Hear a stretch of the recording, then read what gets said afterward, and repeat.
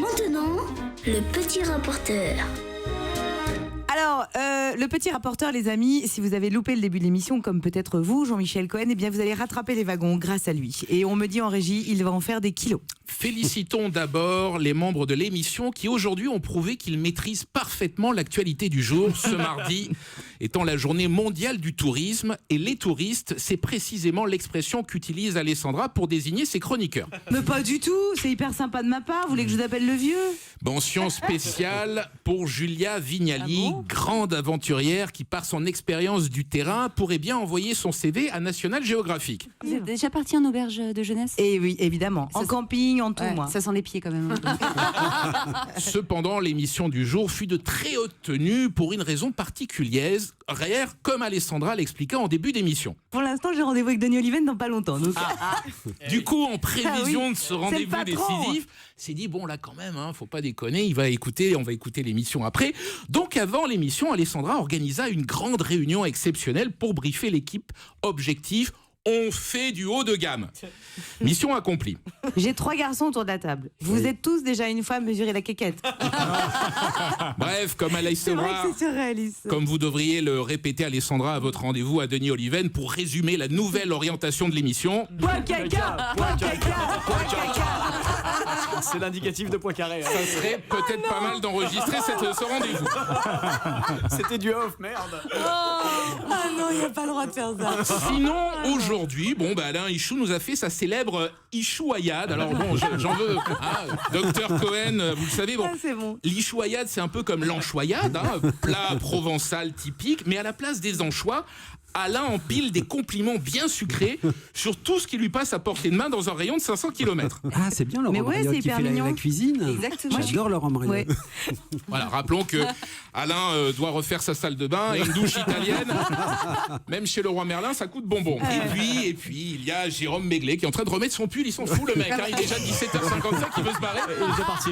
T'es pas bien là, mon GG? Très bien. Il va faire la Écoute, reste sieste. un petit peu, c'est pour toi là. Je vous écoute. Jérôme, qui à l'heure où les journalistes du Point mouillent leur chemise en conférence de rédaction, préfère venir ici poser les vraies questions pour mieux comprendre les enjeux de notre société contemporaine. C'est une sucette ronde, une choupa choups.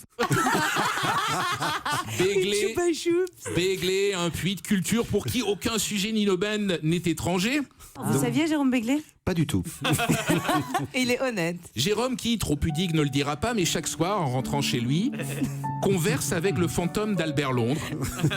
Albert questionnant inlassablement son confrère du Point sur les grandes problématiques actuelles comme est-ce qu'en s'abonnant 6 mois au Point, le cadeau c'est toujours une brosse à dents électrique? Et dis donc, quand même, le Point, il a toujours pas fait sa une sur la franc-maçonnerie et le prix de l'immobilier en Ile-de-France. Ça fait 2 semaines qu'ils ont rien fait. Ça fait 20 ans qu'on fait plus ça. On parle. On va vérifier. Tu vas te prendre une droite, gamin.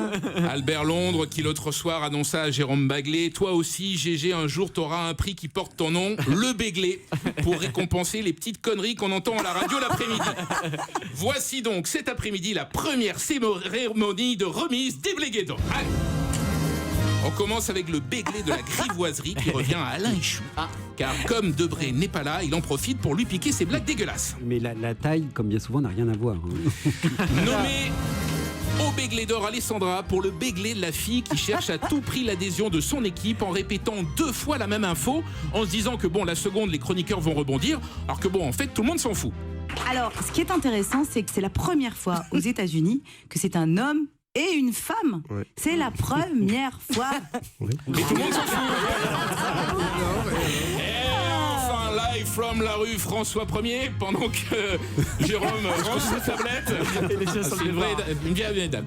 L'école... Ah, la vieille dame, il range ses affaires avant l'heure. En partenariat avec l'école Nadine de Rothschild, le Béglé d'or du savoir-vivre en société revient à Alessandra avec... Quand vous mesurez, vous faites comment? Au repos ou pas au repos?